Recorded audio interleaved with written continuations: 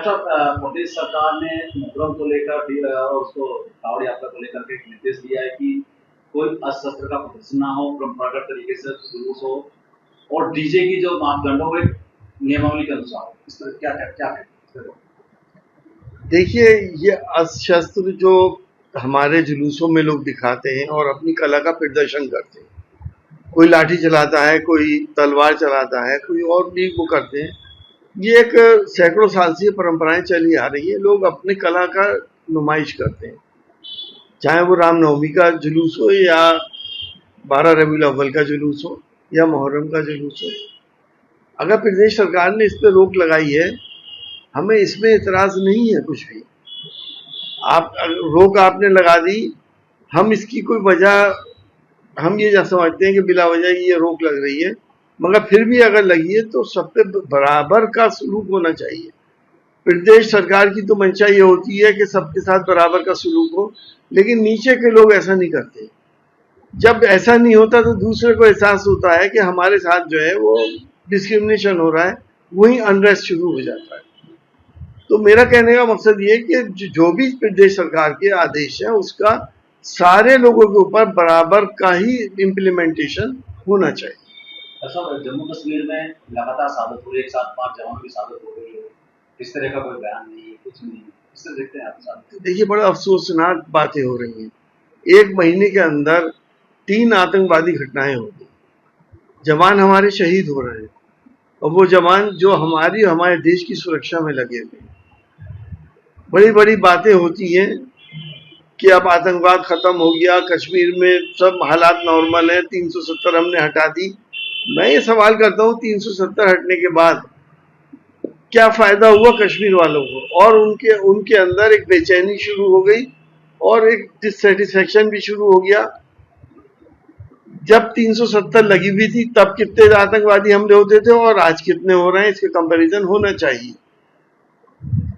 वो हमले हैं जो आपकी नॉलेज में आ जाते हैं।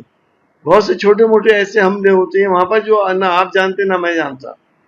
तो कश्मीर को बहुत ही टैक्टिकल तरीके से और बहुत ही प्यार मोहब्बत से और बहुत ही, मैं समझता हूँ, सोफिस्टिकेटेड तरीके से सुलझाना पड़ेगा। कश्मीर हमारा एक हिस्सा है और कश्मीर के अंदर जो अनरेस्ट हो रही है वो किसके इशारे पे हो रही है उसको भी हमें देखना पड़ेगा। और इन जो जवान हमारे शहीद हो रहे हैं उनकी जाहिर है जिंदगी की कोई बदला तो नहीं दिया जा सकता, लेकिन उनके परिवार वालों को बड़े से बड़ा मुआवजा दिया जाए ताकि उनके बच्चे एक अच्छी जिंदगी गुजार सकें।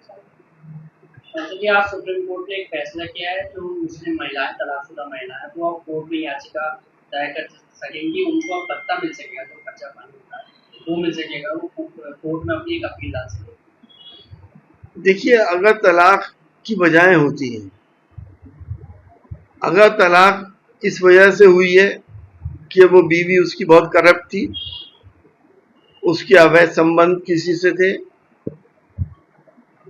तो क्या सुप्रीम कोर्ट उनको भी भत्ता दिलवाएगा? अगर वो लिविंग इन में रह रही है अपने प्रेमी के साथ तो भी क्या भत्ता दिया जाएगा?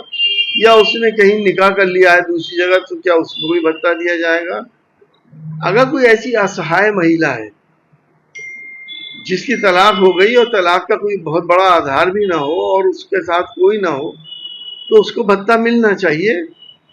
हम इसको पॉजिटिव वे में भी लेना चाहेंगे, लेकिन बहुत से सर्कमस्टांसेस ऐसे होते हैं कि जहाँ पे तलाक होती है और तलाक बिला वजह नहीं होती है। जिंदगी का बहुत बड़ा फैसला होता है तलाक का, और इसीलिए इस्लाम में ये वो जायज़ काम है जो अल्लाह को सबसे ज़्यादा नापसंद है, और उसके तरीके जो कुरान शरीफ में बयान किए गए उस तरीके से होनी चाहिए, और बेहतर ये है कि तलाक होनी नहीं चाहिए। मेरा लास्ट सवाल था, अभी मुख्यमंत्री योगी का सुबह बयान आया, उन्होंने कहा सपा सरकार में जब सरकार थी सबसे ज्यादा अवैध उगाई हुई है, घोटाले हुए हैं, फर्जी भर्ती हुई है। अब जो हो रहा बिल्कुल पार्सलिटी नहीं है, सीधा सही हो रहा है, सुबह का बयान। अभी नीट यूजी तो सुना होगा आपने, क्या हुआ उसमें, कितनी उगाई हुई है उसके अंदर। 24 लाख बच्चों से 4-4 हजार रुपए जमा किए गए। कहाँ गए वो? अरबों रुपए थे। डेली कोई ना कोई आप घोटाले देख रहे हैं। सड़कें इतनी जल्दी क्यों टूट रही हैं, गड्ढे क्यों पड़ रहे हैं? अयोध्या के अंदर रामचंद्र जी के मंदिर के आसपास की सड़कों की क्या हाल है? क्यों अभी इंजीनियरों को सस्पेंड किया गया है? देखिए, घोटालेबाजों पे जब तक कड़ा अंकुश नहीं लगेगा, जब तक करप्शन फ्री नहीं हो सकता, चाहे हमारी सपा की सरकार हो, चाहे बीजेपी की सरकार हो, करप्शन के ऊपर भरपूर अंकुश लगना चाहिए ताकि सही काम हो सके। ऐसा हाथरस कांड में जो बाबा है नारायण टाटा रहने 121 लोगों की वहां डेथ हुई, लेकिन एफआईआर के अंदर बाबा का नाम मेंशन नहीं, क्या मानते?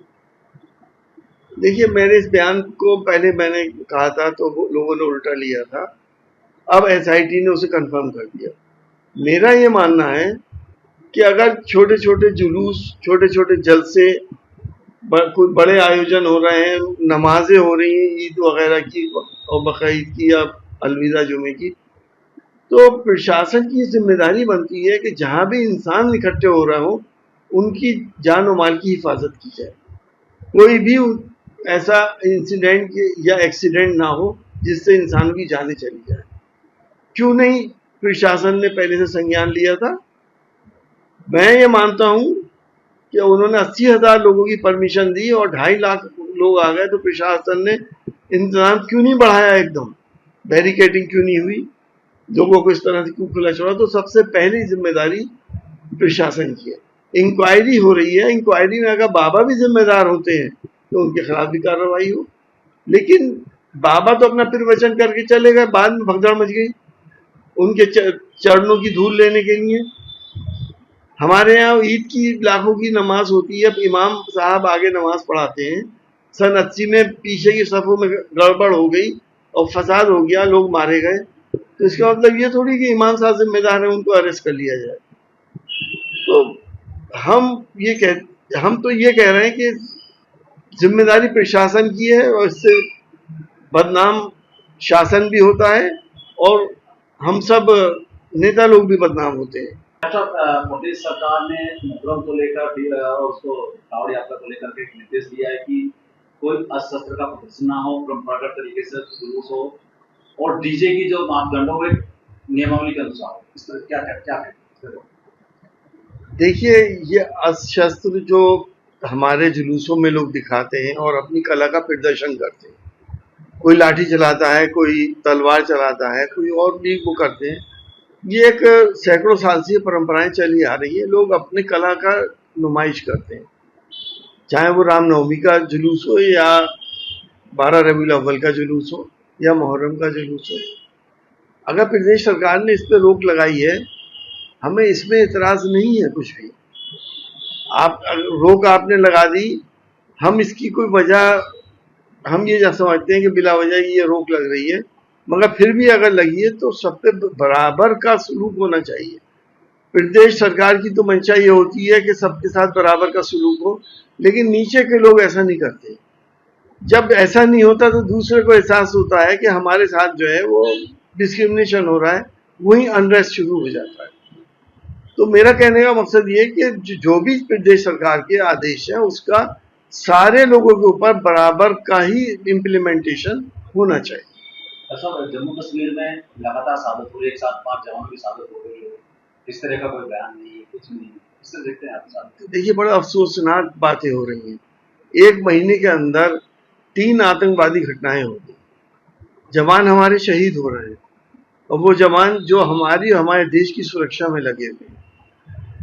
बड़ी बड़ी बातें होती हैं कि अब आतंकवाद खत्म हो गया, कश्मीर में सब हालात नॉर्मल है, 370 हमने हटा दी। मैं ये सवाल करता हूँ, 370 हटने के बाद क्या फायदा हुआ कश्मीर वालों को? और उनके अंदर एक बेचैनी शुरू हो गई और एक डिससेटिस्फेक्शन भी शुरू हो गया। जब 370 लगी हुई थी तब कितने आतंकवादी हमले होते थे और आज कितने हो रहे हैं, इसके कंपैरिजन होना चाहिए। ये तो वो हमले हैं जो आपकी नॉलेज में आ जाते हैं। बहुत से छोटे मोटे ऐसे हमले होते हैं वहां पर जो ना आप जानते ना मैं जानता। तो कश्मीर को बहुत ही टैक्टिकल तरीके से और बहुत ही प्यार मोहब्बत से और बहुत ही, मैं समझता हूँ, सोफिस्टिकेटेड तरीके से सुलझाना पड़ेगा। कश्मीर हमारा एक हिस्सा है और कश्मीर के अंदर जो अनरेस्ट हो रही है वो किसके इशारे पे हो रही है उसको भी हमें देखना पड़ेगा। और इन जो जवान हमारे शहीद हो रहे हैं उनकी जाहिर है जिंदगी की कोई बदला तो नहीं दिया जा सकता, लेकिन उनके परिवार वालों को बड़े से बड़ा मुआवजा दिया जाए ताकि उनके बच्चे एक अच्छी जिंदगी गुजार सकें। जी आज सुप्रीम कोर्ट ने एक फैसला किया है जो मुस्लिम महिलाएं तलाकशुदा महिलाएं हैं वो अब कोर्ट में याचिका दायर कर सकेंगी, उनको अब भत्ता मिल सकेगा जो कच्चा कानून का वो मिल सकेगा, वो कोर्ट में अपनी एक अपील डाल सकेगी। देखिए, अगर तलाक की वजहें होती हैं, अगर तलाक इस वजह से हुई है कि वो बीवी उसकी बहुत करप्ट थी, उसके अवैध संबंध किसी से थे, तो क्या सुप्रीम कोर्ट उनको भी भत्ता दिलवाएगा? अगर वो लिविंग इन में रह रही है अपने प्रेमी के साथ तो भी क्या भत्ता दिया जाएगा? या उसने कहीं निकाह कर लिया है दूसरी जगह तो क्या उसको भी भत्ता दिया जाएगा? अगर कोई ऐसी असहाय महिला है जिसकी तलाक हो गई और तलाक का कोई बहुत बड़ा आधार भी ना हो और उसके साथ कोई ना हो तो उसको भत्ता मिलना चाहिए। हम इसको पॉजिटिव वे में भी लेना चाहेंगे, लेकिन बहुत से सर्कमस्टांसेस ऐसे होते हैं कि जहाँ पे तलाक होती है और तलाक बिला वजह नहीं होती है। जिंदगी का बहुत बड़ा फैसला होता है तलाक का, और इसीलिए इस्लाम में ये वो जायज़ काम है जो अल्लाह को सबसे ज़्यादा नापसंद है, और उसके तरीके जो कुरान शरीफ में बयान किए गए उस तरीके से होनी चाहिए, और बेहतर ये है कि तलाक होनी नहीं चाहिए। मेरा खास सवाल था, अभी मुख्यमंत्री योगी का सुबह बयान आया, उन्होंने कहा सपा सरकार में जब सरकार थी सबसे ज्यादा अवैध उगाही हुई है, घोटाले हुए हैं, फर्जी भर्ती हुई है। अब जो हो रहा बिल्कुल पासवर्टी नहीं है, सीधा सही हो रहा है। सुबह का बयान। अभी नीट यूजी तो सुना होगा आपने, क्या हुआ उसमें, कितनी उगाही हुई है उसके अंदर।